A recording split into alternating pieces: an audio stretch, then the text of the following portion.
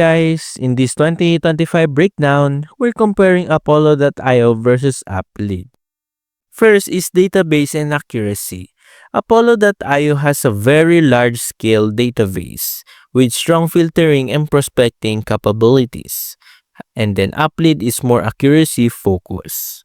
The features and use case is Apollo.io is more than a database. It includes email sequencing, a dialer, task automation, and lead scoring. And then Uplead by contrast is really geared toward data discovery and enrichment.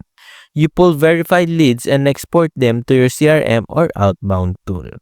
The pricing is Apollo.ai starts around $59 user per month for its base plan, while Uplead's pricing is high for verified contact access. Starter plans begin at $99 per month.